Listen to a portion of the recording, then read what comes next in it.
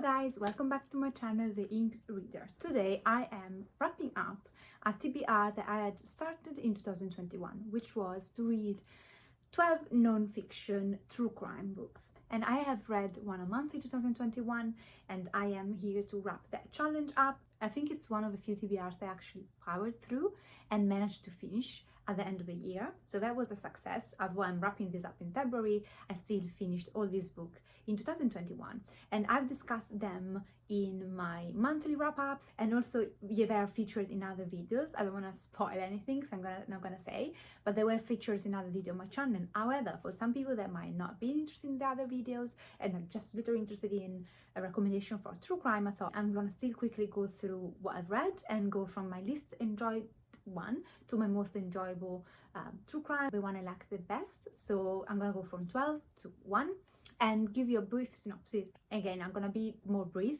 than I was usually in my wrap-ups throughout the months. But yeah, without further ado, let's start with number 12, so my least liked. And it's the only one that actually I DNF'd. The Trials of Gilles de Rais. And basically this is based on Gilles de Rais' trials, so it explains to you who Gilles de Rais was. There is actually a very descriptive time. What is it called? But basically it goes from years to years, from when he was born to all his conquer, because Gilles de Rais was someone who fought with Joan of Arc. And so you go all that happened year by year, which was so freaking boring. I love history. Like, I'm a huge fan of history. I would have potentially even thought about doing a degree in history. So that's how much I love history. And I think if I had studied this for history class, I would have probably appreciated and finished these. However, by reading these for just true crime and just reading it for the pleasure of reading a true crime, which is a genre of books I absolutely love, it's among my favorite genre to read from, this was so boring. It's just like reading a history textbook, and it was just not what I was looking for. And at one point I was just, I cannot take this anymore. And especially when you go through, so you got alpha part. So the first part is about his background history and how he comes to be apprehended and all of that, and then you got the trial. It's literally, I think, the text of what has been said at the trial, so it's not fictionalized at all. It's just literally say, you said this, you did that, she reported that you did that, and it's extremely dry and boring as a read, and I just gave up. I read more than half through these. However, by the time you get to the trial, you already know what he's accused of, because Gilles de Rais was accused, this is not a spoiler, this is what this whole book is about. He was accused of luring and sexually abusing and torturing, killing young men, children. I think the youngest was around 9 years old or something of the sort, and also girls, but mostly boys. And he's one of the most prolific serial killers ever existed. So I was very fascinated by this. Unfortunately, I don't think this is the format of learning about his history, so I'll be on the lookout for a true crime on Gilles de Rais that's not made as a textbook for school. At number 11, we have a very popular one that I got rid of it. I used to own it, and this is The Devil in the White City. This is kind of divided between the history of Holmes, one of the most prolific serial killers that was doing his deeds in Chicago, and also at the same time you follow the construction of the Chicago Fair, which was apparently a big deal, I think at the beginning of the 900, if I'm not mistaken. So basically you got half book describing, following the architects and the people that put up the fair, and on the other half of the book, a tiny bit less than the half, you have Holmes' story and how he was using the fair to lure young women especially and killing them. He didn't kill only young women, but mostly. And I found this very disappointing. First of all, as someone who's not very much interested in fairs, and the Chicago Fair, it didn't hold any meaning to me. So I found that kind of clashing, the association between, the construction of a fair and the deeds of a serial killer. I also found very much lacking the parts about Holmes. I didn't think that by the end of this book I knew much about him and his crimes and his victims. I had bare information, but there was no meat, personally, that I enjoyed. it's just like with Gilles de Rais. I think I need to go and find a book about Holmes and learn about him and what he did and blah blah blah. He was apprehended properly. Didn't feel satisfied about this at all. And yeah, I don't even remember how much I rated this, but it wasn't much at all. If you're a fan of true crime, let me know if you have good books about Gilles de Rais and Holmes, because I'd be very curious to delve more into these guys. I just need better books that I can enjoy more at least. Another book that I got rid of because I really didn't like was The Devil Knot. This is the story of Memphis 3. Basically, you have these 3 young boys that after school they get on their bike and they go and play as they usually do, but that night they don't come back home and they are found brutally murdered in the woods a couple of days later. And there is also a movie about these. I watched the movie before reading the book, which is usually something I don't do. And I was very much fascinated though about how 3 kids, local kids, teenagers, were then accused of the crime based on the fact that they were a bit odd and they were a bit outcasts. They didn't even know much each other, and yet they thought that one of them was the ringleader, was into Satanism and everything, and that he had convinced the other 2 to brutally kill and maim these boys. And they had spent so many years in prison basically based on no evidence whatsoever apart from them being outcasts.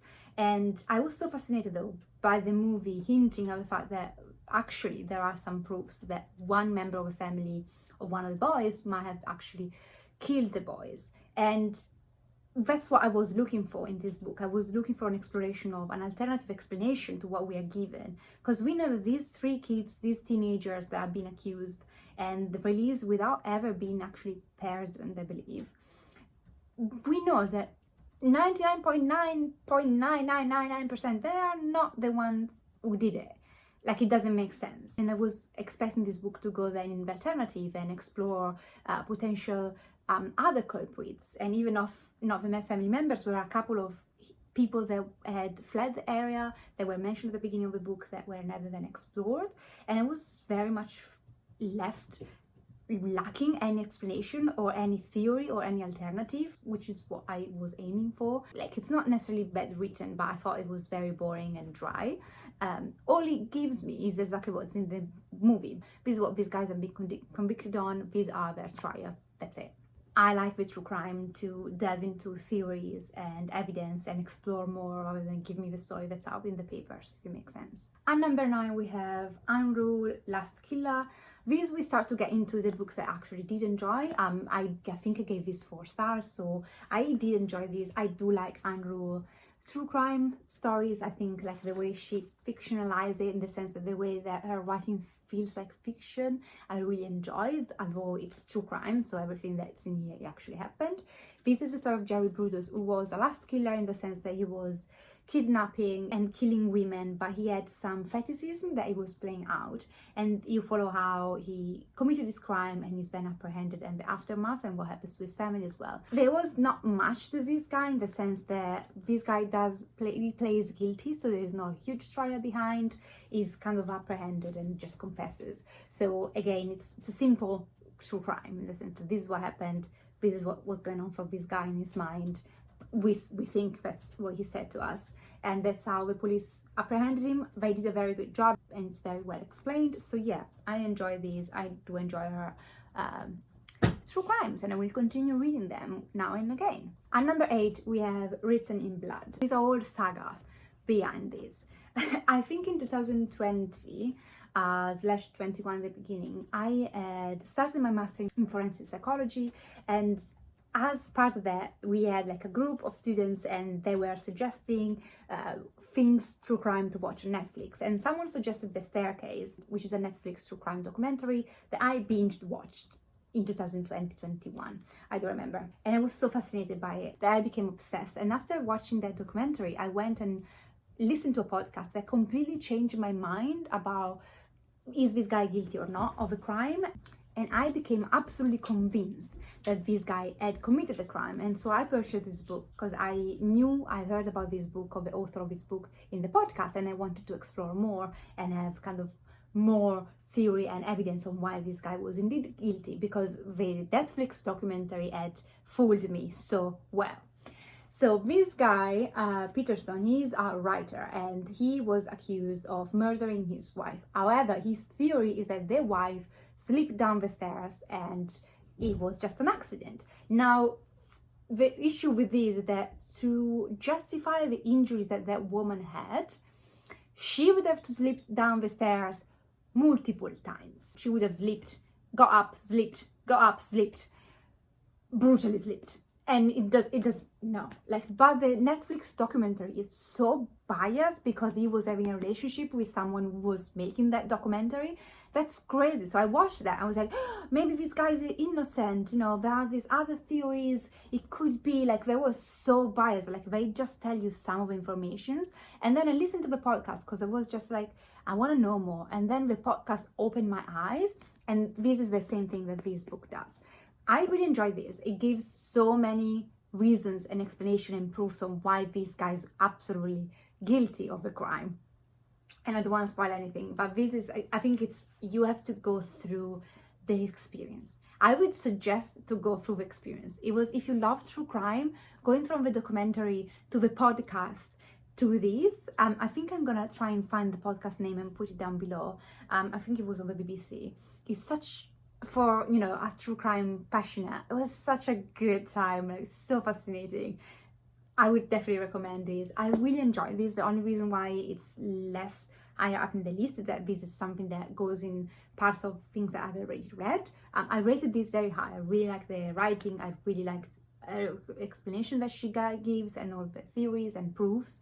It's just something that I had digested in other formats also. And number 7, we have Killers of the Flower Moon, and this is another true crime that I really enjoyed. This is a story of a serial killer who was in the 1920s killing off basically native Indians in America. They had been pushed off their original land and they had relocated to these other lands, and they had been given possession of this land when they thought, you know, this land is just there, there's nothing. And then years later they found oil in the land, so all of a sudden these Indians had become very rich.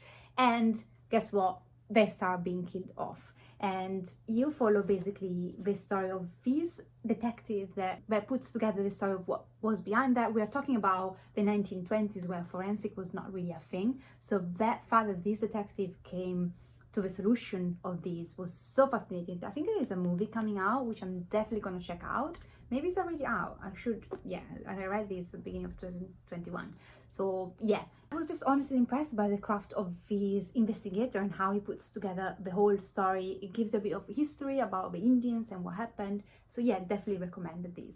And number 6, we have The Perfect Father, another one that actually started on YouTube. So I watched the documentary on YouTube, and then I watched the documentary on Netflix, and then I wanted to read the book who had just come out when I read it.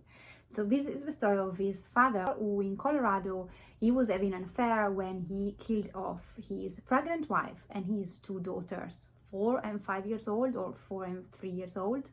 And this is basically the story of the couple, how he came to kill them and the aftermath. And I was chilled to my bones. Like, I think for someone who's fascinated by serial killers and true crime, family annihilators are still kind of killers I struggle to grasp, and that's why I found this so fascinating. At the same time, I think this is a book that it's very triggering. It was very hard for me. I cried throughout this book. I think for how much horrible crimes of serial killers are, I think this goes beyond human. Like, I think there is like a record of him talking, you can find it even on the internet, and him sending letters and said that God had forgiven him. And I was literally wishing I could have 5 seconds of this with this guy and just say that if there is a God, you are cursed forever. Like, you're going to burn in hell. Like, there is no fucking forgiveness for the animal that you are. Like, I think the way he kills them,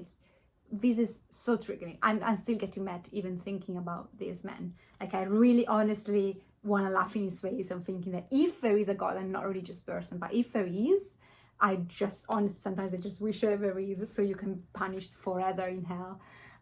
Horrible, but it was a good true crime. It goes into details and it gives you all the story. You probably won't need much else in terms that we don't know why this guy did it. But again, with family annihilators, it's such a difficult kind of killers to understand. I think research and psychologists, psychiatrists have you know, they've got so much to go to understand them, and I think for what it could be done, this was well done. Number 5, we have Jack the Ripper, the complete history, actually, the complete history of Jack the Ripper.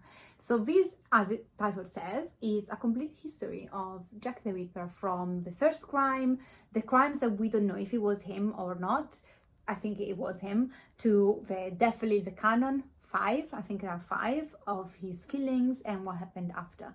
This was extremely comprehensive. It was sometimes a slow read in the terms that it goes in so many details and tells you so many times the same thing, sometimes from different perspective. But yeah, it can be very repetitive. However, when it comes down to Jack the Ripper, I feel like by reading this, you basically know everything. You also know about the theory at the end, who are like the main suspect and why there could have been him or not been him. I think one in particular is very interesting, and this is exactly what I mean when I talk about doing a proper true crime, in the sense that if there is a theory behind that, if there are proofs or speculations, you give me that, because that's interesting. That makes me think. Like, as someone who's passionate about true crime, I want to solve stuff. I want to think when I read, and this provides you with that at the end. I think what bothered me, a couple of things where the author was shaming a lot of other authors about Jack the Ripper, and I'm not saying that he didn't know his shit, so he had some entitlement in just saying these were wrong. However, the way he was dismissing them, sometimes it was a bit rude, I think, and I would have just skipped it. I would just not have put this in an official book. But if you are fascinated by Jack the Ripper, don't skip this. This is probably one of the best books you have. I've read a few others about Jack the Ripper, but none gave me so many details and gave me so much to think as much as this. At number 4, we have I'll Be Gone in the Dark. This is a very popular true crime, and it's the only true crime that I actually put up for sale. Although I'm debating, because as soon as I finished reading these, I felt like this book was evil. Like, I could feel the guy evilness coming out of the book, which is, I'm not superstitious. It's something that I don't do, but this book, it makes me uncomfortable having to look at it and knowing what's inside. This is the story of this serial killer who in USA, it was basically entering homes of women, actually of couples at the beginning, just women at the beginning, then couples, and was killing the partner and then raping and killing the woman. Not always killing the woman, sometimes it would just rape them. But the way it was psychologically scaring them and terrifying these cities where he was doing his rapes and killings, it was absolutely horrifying. I think this was written by an author who actually passed away before the guy was caught, because this guy wasn't caught. So this guy played out his crimes for a bunch of years and then he disappeared, and after decades they found him through the DNA of one of his relatives, and that was so fascinating at the same time. I didn't like the end. I think, you know, people that put together the story after the author passed away weren't as skilled as her in writing these, and she was obsessed by this guy, and I do understand why. And it was such a pity that she passed away before knowing who he was. Like, it broke my heart. However, this book was so fucking disturbing. I want to watch the there is a documentary on this, so I'm gonna watch the documentary, because of course I don't like sleeping, right? Who likes sleeping? And I might keep this.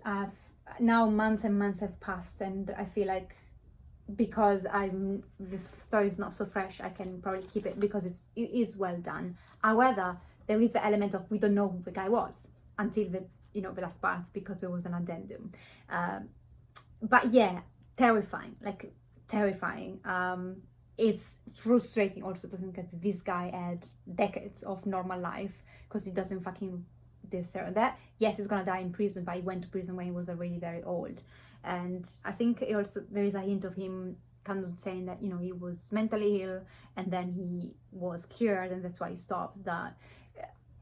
No, and it was just so bloody wrong.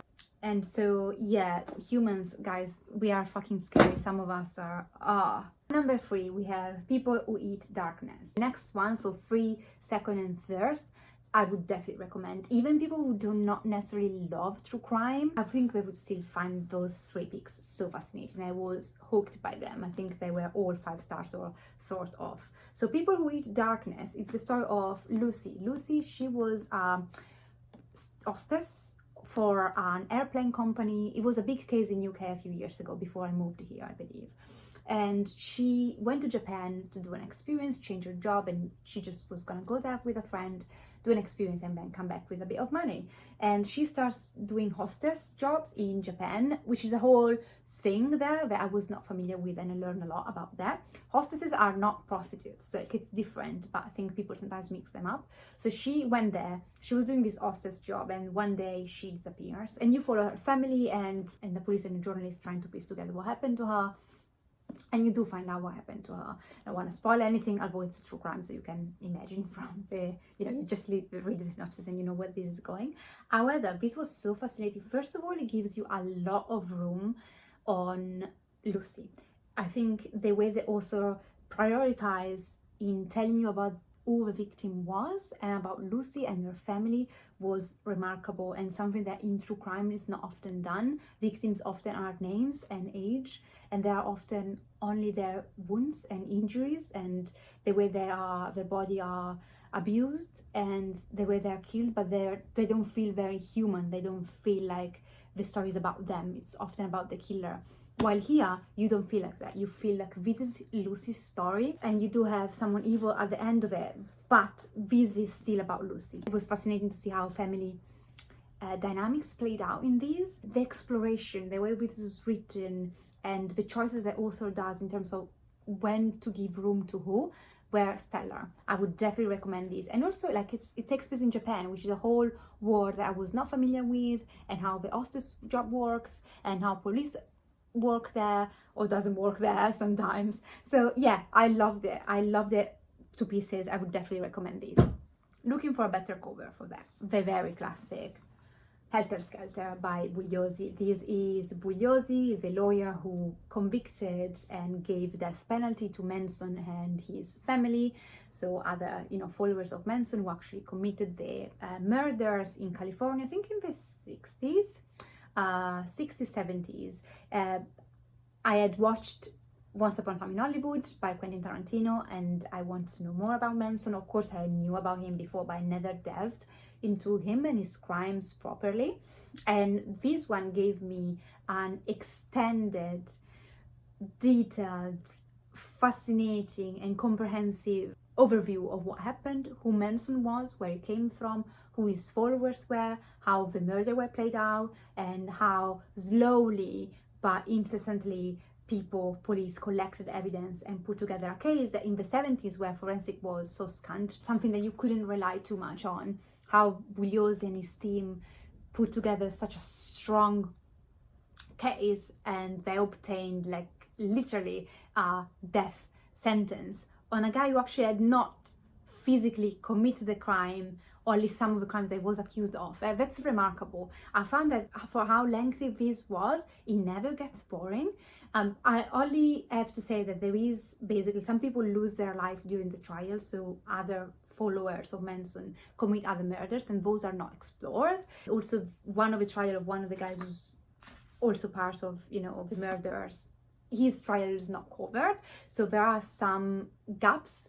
But I think he had to choose what he put in it, and what he put in it, it was brilliant.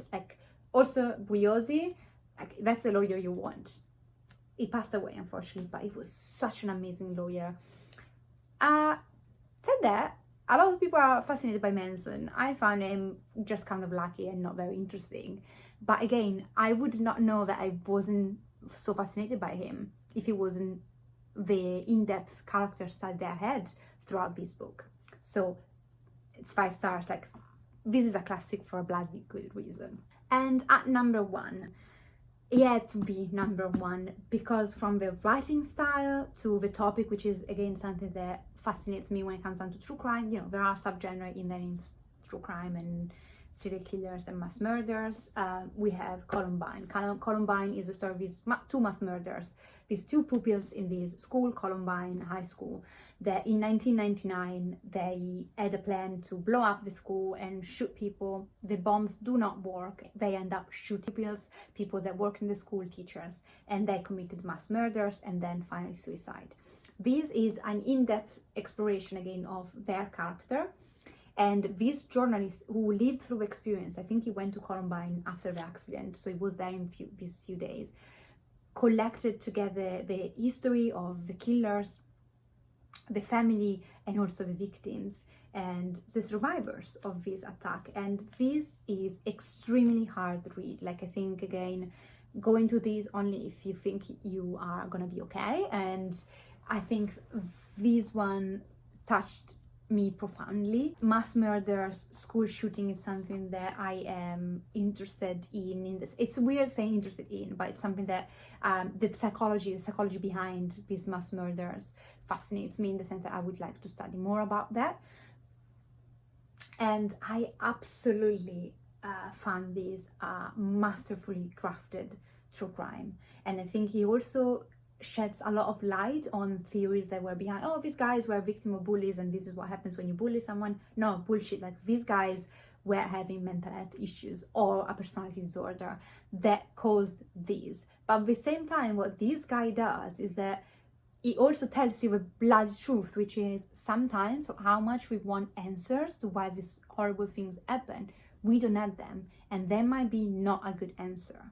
Like, unfortunately, people sometimes do evil things because of the sake of doing evil things, which are caused by mental health issues, by personality disorders, by triggers, or whatever it is, but they don't have necessarily to be big triggers, and you don't necessarily have to be bullied. So they weren't bullied. Like, these guys were actually bullies, and they still did it. So he clears the air of a lot of things that people thought in the media, and he also does a self-examination of himself and of the media in general. And I truly loved how he says, we, the media, are also a problem. We can do things to change things around. Like, for example, what I just mentioned, where victims are just names and their wounds and the way their bodies were horribly dismembered, rather than being human beings that lived, loved, hated, and had life, parents, family, children. Wow, the media and people that write, from journal articles to books, they just dismiss them and just completely give room only to the culprits, which is wrong. I love the way this guy did this. He gave me a comprehensive story of what happened before, in the between, in the moment, and after. And I respect this author so much. I will be definitely on the lookout for more books by him. This is, if you're a fan of true crime, but even if you're not, this is a must read. Columbine is a must read. I'm sorry, it is. So yeah, that was it, guys. Thank you for watching. I hope you can get some good recommendation out of these, and I would love to hear your recommendations, because I kind of had a lot of research in choosing these 12 books, and now I need to find new true crimes that are worth my time. So please do leave them down in the comments down below, and you'll be sure that I will check them out. Have a lovely rest of the day. Take care of yourself, and I'll see you next time. Ciao!